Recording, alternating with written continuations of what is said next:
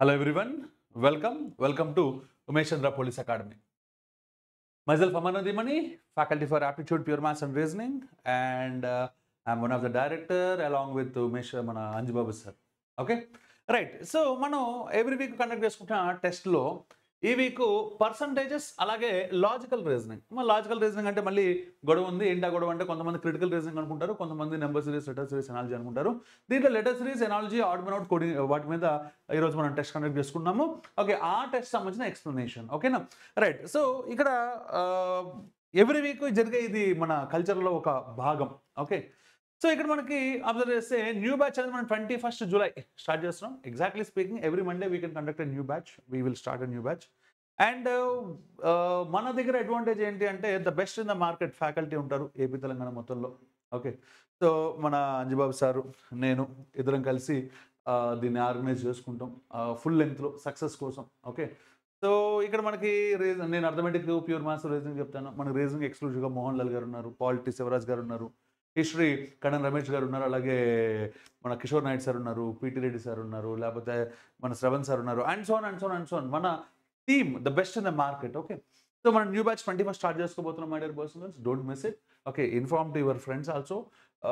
Video నచ్చితే okay like చేయడం, share చేయడం, మీ ఫ్రెండ్స్ కూడా షేర్ చేయండి. కుదిరితే మీ ఫ్రెండ్స్ తోటి షేర్ చేసుకునే వ్యూలో మీ స్టేటస్లో కూడా పెట్టండి.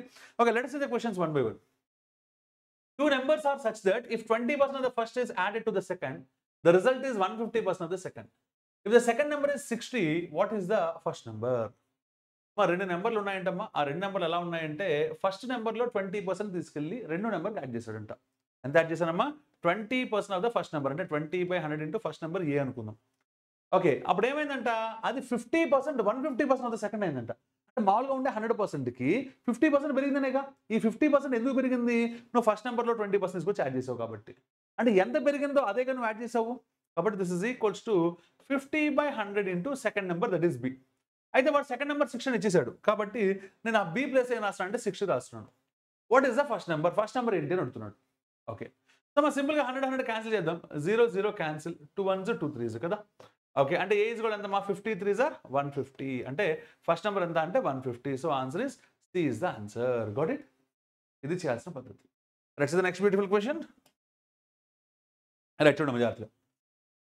So a student scores 20% of the total and fails by 30 marks. అమ్మా 20% మార్క్స్ వచ్చాయంటమ్మా, స్టిల్ ఫెయిల్ అయ్యాడంటమ్మా. ఎన్ని మార్క్స్ తోటి? 30 మార్క్స్.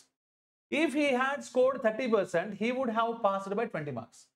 30% మార్క్స్ కనుక వస్తే ఓకే 20 మార్కులతో పాస్ అవ్వడం, అంటే పాస్ మార్కులు కానీ 20 మార్కులు ఎక్కువ వచ్చేవి. Okay, what is the passing mark? అంటే పాస్ మార్క్స్ ఎన్ని అని అడుగుతున్నాడు, ఎన్ని మార్క్స్ వస్తే పాస్ అవుతాడు. ఇక్కడ ఈ క్వశ్చన్ మనకి ఎంత బాగా విజువలైజ్ అయితే ఆన్సర్ అంత ఈజీ అయిపోతుంది. ఓకేనా, అలా విజువలైజ్ అవ్వాలంటే మనం ఏం చేయాలంటే లైన్ వేయాలి, ఎవరికైనా అడగకూడదు మీరు. ఓకేనా, రైట్. ఇది పాస్ మార్క్ అనుకుందాం.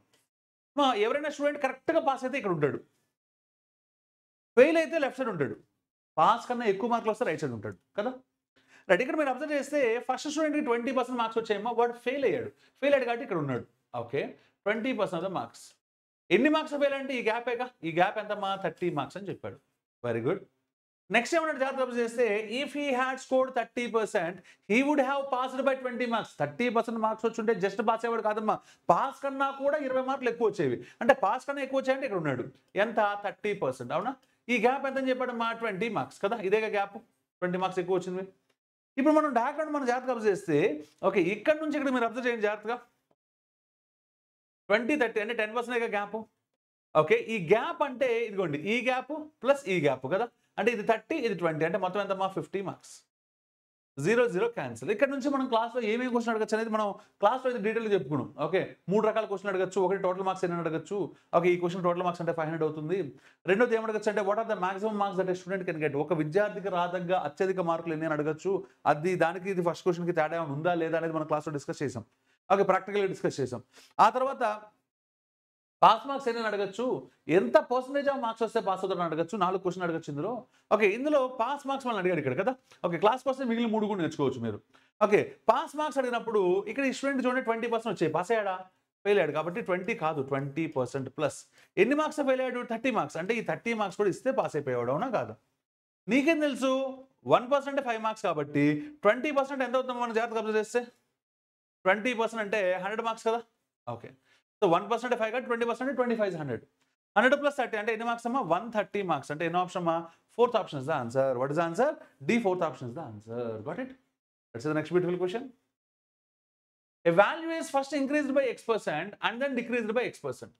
The final value becomes 168. What was the original value if x is equals 20%?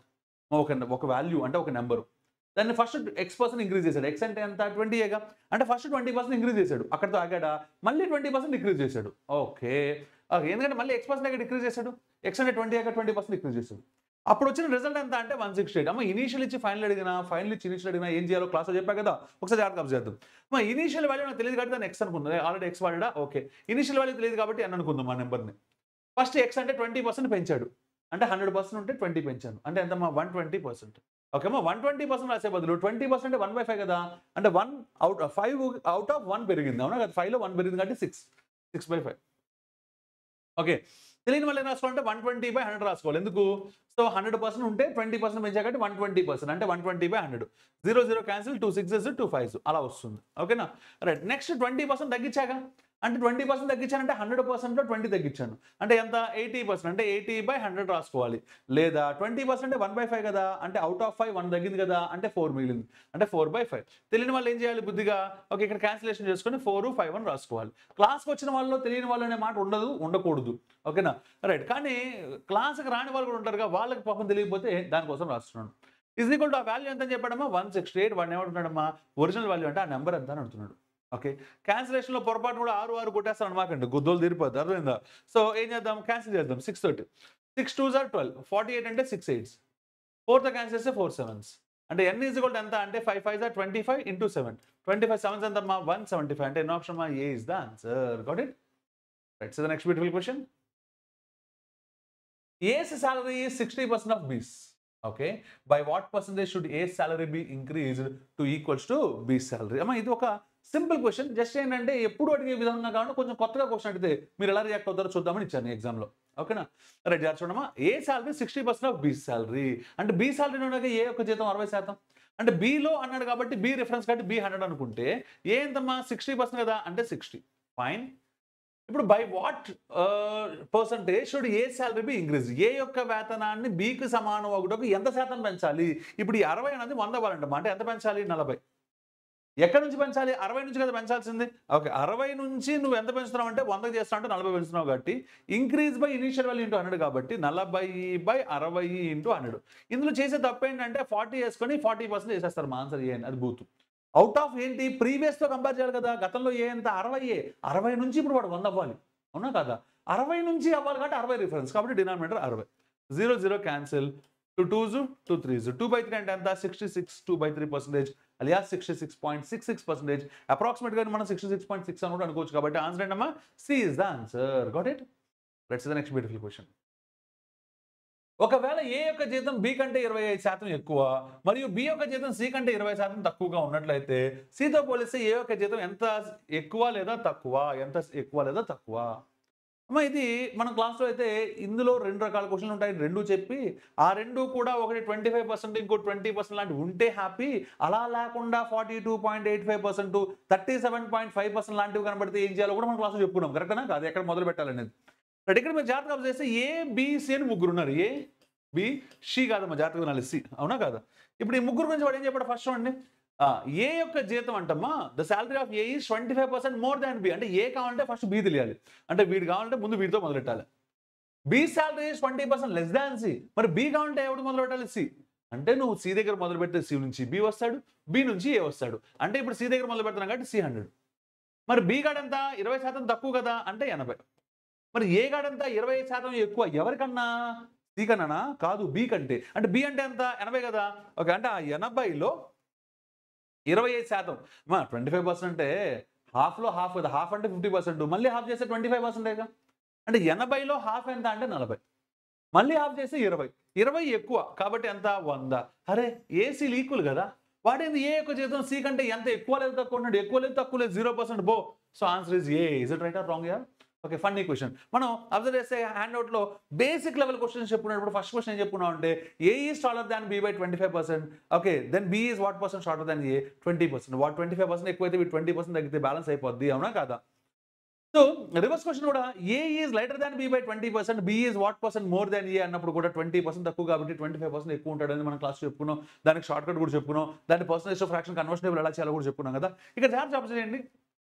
వీడు 20% తక్కువ, బట్ 25% ఎక్కువ అంటే ఓవరాల్గా ఏమైంది 0% క్యాన్సిల్ అయిపోయాయి. అవునా కదా. ఫన్నీగా ఉంటుంది ఈ క్వశ్చన్ అని మన క్లాస్లో ఒక పెద్ద క్వశ్చన్ అమ్మా ఇప్పటిదాకా ఎగ్జామ్లో రాలేదు కానీ నెక్స్ట్ రావడానికి అవకాశం ఉంది కాబట్టి చెప్తున్నాను మీకు అని చెప్పి.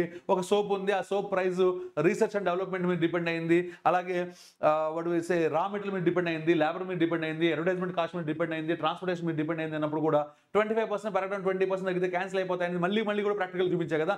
ఇది కూడా ఇంకొక ప్రాక్టికల్ ఎగ్జాంపుల్ అంతే. ఓకేనా. That's the next beautiful question. మైనాలజీలోకి వెళ్ళామమ్మా. Cell, battery, vein. సెల్ అనేది బ్యాటరీ అనే దానికి రిలేషన్ ఏంటి అంటే బ్యాటరీలో సెల్స్ ఉంటాయి. చాలా మంది సెల్ అంటేనేమో మొబైల్ అనుకోవడం, సెల్ అంటేనేమో బ్యాటరీ అనుకోవడం అనుకుంటారమ్మా. కాదమ్మా, బ్యాటరీలో సెల్స్ ఉంటాయి. ఓకేనా, బాగా గుర్తుపెట్టుకోండి. బ్యాటరీలో ఏముంటాయమ్మా, సెల్స్ ఉంటాయి. మరి ఈ వెయిన్ లేదా వెయిన్స్ అనేవి అంటే సిరలు, అంటే మనకి ధమనులు సిరలు అని రెండు ఉంటాయి కదా. ఓకే, ఈ సిరలు అనేవి దేంట్లో ఉంటాయి అంటే జాగ్రత్త చేయడమా, గుండె దగ్గర ఉంటాయి, హార్ట్. ఓకేనా. సో బ్యాటరీలో అవి ఉంటాయి, గుండెలో సిరలు అవన్నీ ఉంటాయి. కరెక్టేనా కాదా. That's the next beautiful question. Knife, cut, needle. నైఫ్కి కట్కి సంబంధం ఏంటమ్మా, కత్తి ఏం చేస్తుంది, కత్తిరిస్తుంది. అవునా కాదా. ఓకే, నీడిల్ అంటే సూది ఏం చేస్తుంది, కుడుతుంది. అవునా కాదా. సూయింగ్ అంటాం. ఈ క్వశ్చన్ తెలుగులో లేకపోతే కొంచెం కష్టపడే వాళ్ళేమో కానీ తెలుగులో కూడా ఉంటే చాలా ఈజీ. తెలుగులో ఉన్నప్పుడు కుట్టుట అయిపోయింది. సూ అంటే కుట్టడం. ఓకేనా. Right sir, that is the answer. Trick అంటేనేమో హోల్స్ చేయడం, పిన్ అంటే తెలుసు, థ్రెడ్ అంటే దారం. ఓకే, దానికి ఉపయోగపడుతుంది కానీ అది కాదు. Glucose, carbohydrate, albumin. Okay, carbohydrates అనేవి గ్లూకోజ్ కదా. ఆల్బుమిన్ అనేది ఏంటి అంటే ప్రోటీన్ అమ్మా. Albumin is a type of protein. So answer is C. So ఇక ఈ ఫ్యాట్, విటమిన్స్, మినరల్స్ అవన్నీ ఆల్బుమిన్స్ అయితే కాదు కదా. Right, that's why. So answer is protein. Caterpillar, butterfly, tadpole. ఓకేమా. బటర్ఫ్లై, క్యాటర్పిల్లర్ ఇద్దరు రిలేషన్ ఏంటంటే ఓకే, దీని ముందు స్టేజ్ ఇది కదా. సీతాకోక చిలుక ముందు స్టేజ్ ఏంటి, గొంగళిపురుగే సీతాకోక చిలుకగా మారింది. అవునా కాదా. మనకి ఎగ్జాంపుల్ చెప్పేటప్పుడు చెప్తుంటారు కదా, గొంగళిపురుగే సీతాకోక చిలుకగా మారగాలేంది నీలాంటి అద్భుతమైన వ్యక్తి ఒక ఎస్ఐ గానో, ఒక కానిస్టేబుల్ గానో, ఒక బ్యాంక్ ఎంప్లాయ్ గానో, లేదంటే ఒక ఎస్ఎస్సీ ఎంప్లాయ్ గానో మారలేడా. ఈజీగా మారచ్చు, కష్టపడండి. ఓకేనా. Right, good. అయితే ఇక్కడ టాడ్పోల్ అంటే ఎలా చెప్పాలంటే మీకు కప్ప యొక్క ఎర్లీ స్టేజ్ టాడ్పోల్ అమ్మ. ఓకేనా. దాని టాడ్పోల్కి అయితే తోక కూడా ఉంటుంది, కప్పకు తోక ఉండదు. ఓకేనా.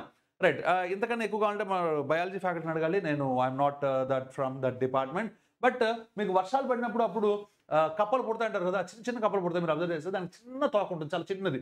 ఓకే, సో ఆ తోక ఉండేది టాడ్పోల్ అమ్మ. దాని నెక్స్ట్ స్టేజ్ ఏంటంటే కప్ప, frog. So answer is C. ఈ స్నేక్, క్రొకడైల్, ఫిష్ ఏంటంటే గుడ్లు పెట్టి పొదిగేవి. ఓకే, అలా డైరెక్ట్గా వచ్చేవి కాదు. Sculpture, statue, poet. స్కల్ప్చర్ ఏం చేస్తాడు, స్టాచ్యూస్ చెక్కుతాడు. అవునా కాదా, అంటే అది ఫైనల్ ప్రొడక్ట్. ఓకే, పోయెట్ ఏం చేస్తాడు, పోయమ్స్ చెప్తాడా, పద్యాలు అద్భుతంగా చెప్తాడు. అవునా కాదా. Shakespeare is a poet. Okay, Kalidasa is the best poet among in the world. Okay, అజ్ఞానులు ఏమంటారంటే Kalidasa is the Shakespeare of India అంటారు. కాదమ్మా, షేక్స్పియర్ ఈజ్ ఏ బచ్చా ఇన్ ఫ్రంట్ ఆఫ్ కాళిదాస. సరే, ఎనీ వాడి గురించి మనకి ఎందుకంటే ప్రస్తుతానికి poems. Okay, so answer is A is the answer. మీరు అబ్జర్వ్ చేస్తే రిలేటివ్ ఇచ్చారు, రైమ్స్ వేరు, పోయమ్స్ వేరు. అవునా. రైట్, పెన్తో రాస్తాడు అంతే, రీడర్ వేరు, అవన్నీ కాదు. So answer is poem. ఓకేనా. Right, let's next one.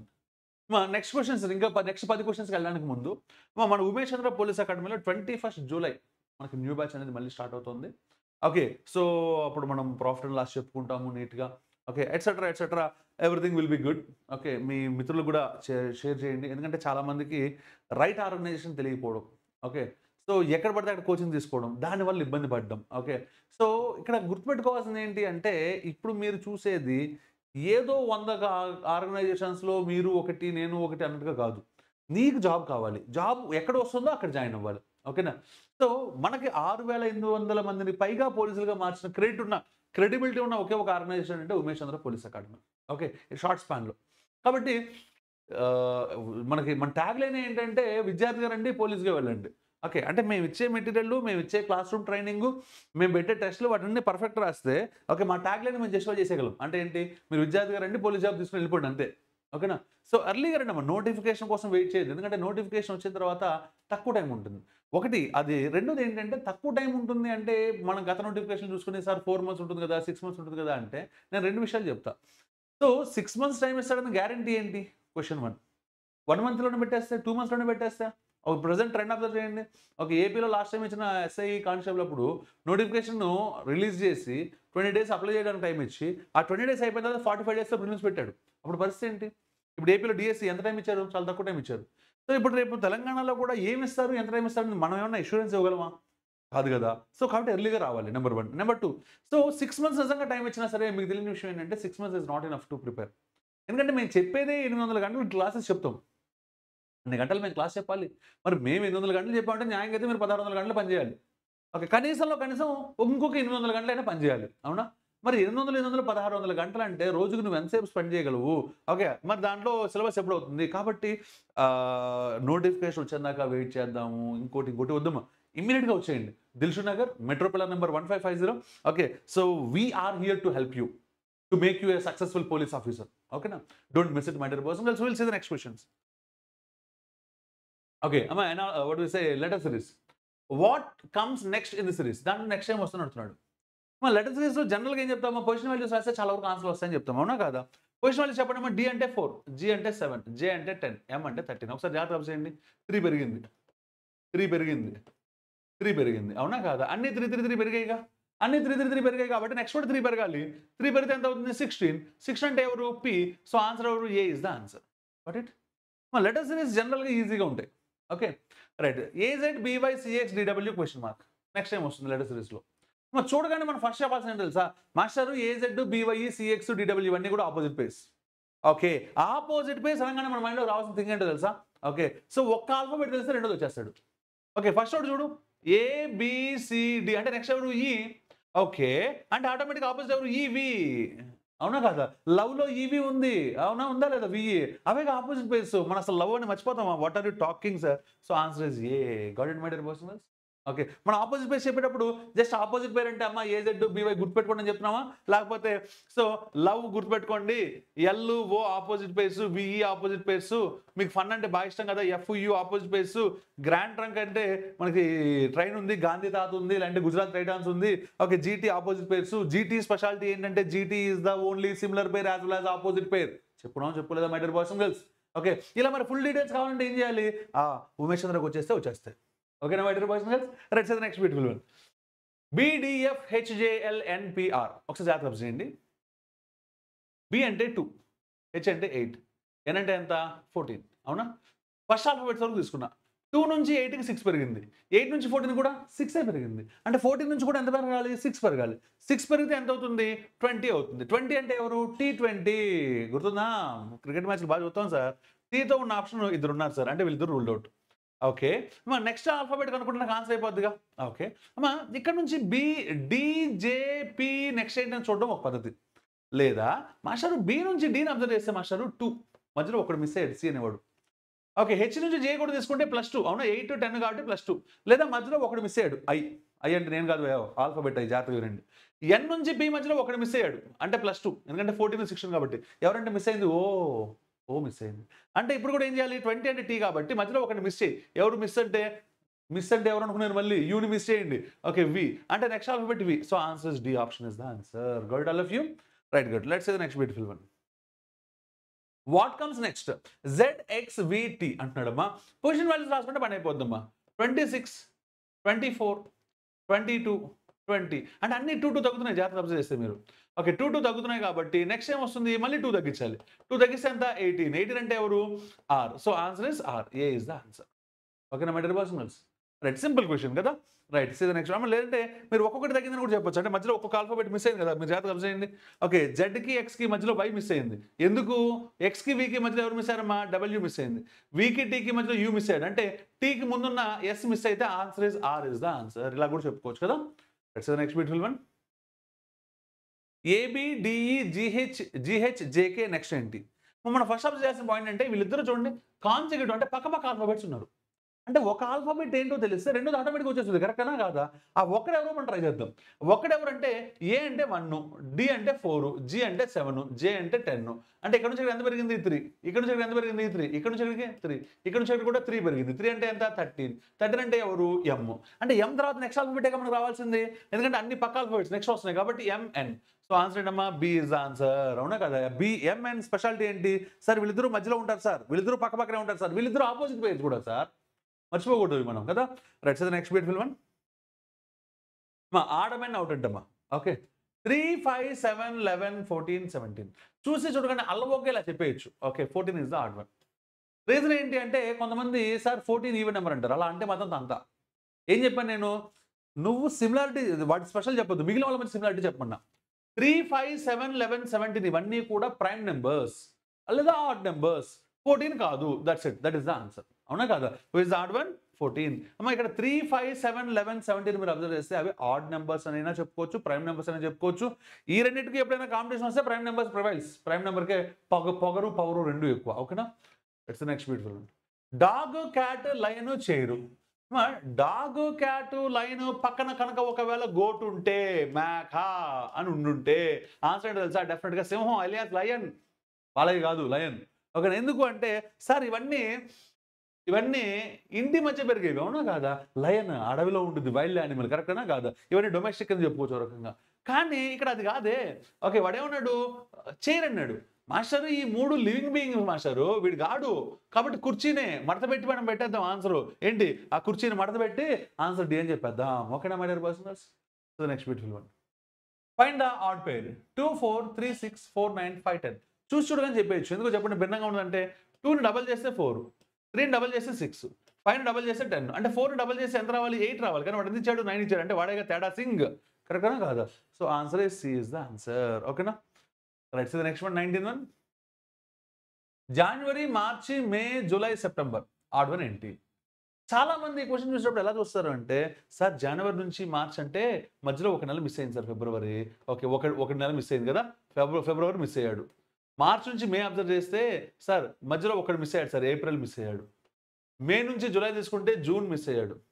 July నుంచి సెప్టెంబర్ తీసుకుంటే ఆగస్ట్ మిస్ అయ్యాడు. ఇందులో ఆడ్ వన్ ఏది అని ఎదుగుతారమ్మా. అసలు ఈ వెతకడమే బూతు, బండ బూతు, మామూలు బూతు కాదు అది. ఎందుకంటే మీకు ఆడ్ మన్ అవుట్ చెప్పేటప్పుడు చాలా క్లియర్గా చెప్తామమ్మా. ఏం చెప్తాము అంటే నెంబర్ సిరీస్, లెటర్ సిరీస్లో లాగా వీడికి రిలేషన్స్ చూడకూడదు అని చెప్పాము. మనం ఏం చెప్తామంటే ఆడ్ మన్ అవుట్లో బాబు అన్నిట్లోనూ ఒక కామన్ ప్రాపర్టీ ఉంటుంది, ఆ కామన్ ప్రాపర్టీ ఎక్కడైతే లేదో అది ఆడ్ వన్ అని చెప్పాము. అవునా కాదా? జనవరిలో 31 రోజులు ఉన్నాయి మీరు అబ్జర్వ్ చేస్తే, మార్చిలో 31 రోజులు ఉన్నాయి, మేలో 31 ఉన్నాయి, జూలైలో 31 ఉన్నాయా? ఉన్నాయి. జూలై, ఆగస్ట్ రెండు 31 ఉంటాయి, కానీ సెప్టెంబర్లో 30 రోజులే ఉంటాయి. సార్ అన్ని 31 రోజులు ఉండే నెలలు ఇచ్చి సెప్టెంబర్ అంటే అక్కడ మాత్రం 30 రోజులు ఉండేది సార్ మేము ఒప్పుకోం. So that is odd one. So answer is odd one కాదమ్మా, odd one. Okay. September. Okay. So next beautiful one. Which is different from the group. ఈ సమూహంలో భిన్నంగా ఉన్నది ఏది? Square, rectangle, triangle, sphere. Okay. Simple చెప్పేచ్చమ్మా. Sphere గోళం. ఎందుకో చెప్పండి సార్? ఇవన్నీ 2D ఆబ్జెక్ట్స్ మాస్టరు. ఓకే. ఇదొక్కటే 3D ఆబ్జెక్ట్. కరెక్టేనా కాదా?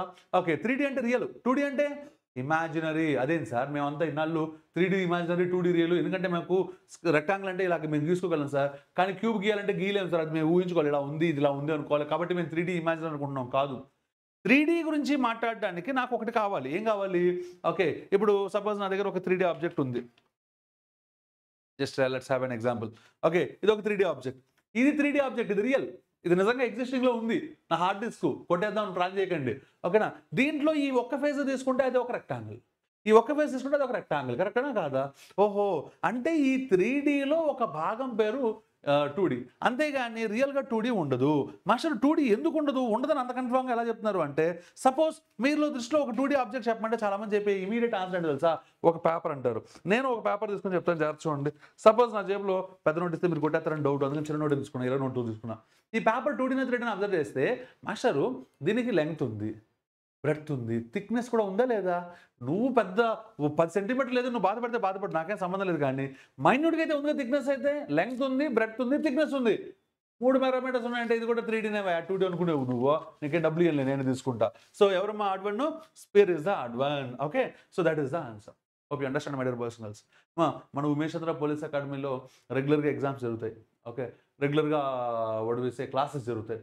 ఆ క్లాసెస్ కూడా ఎవరు పడితే వాళ్ళు చెప్పరమ్మా. మోస్ట్ సీనియర్స్ అంటే మార్కెట్లో నేము ఫేమ్ కన్నా ప్రయారిటీ దేనికి వాళ్ళు తెలుసమ్మా?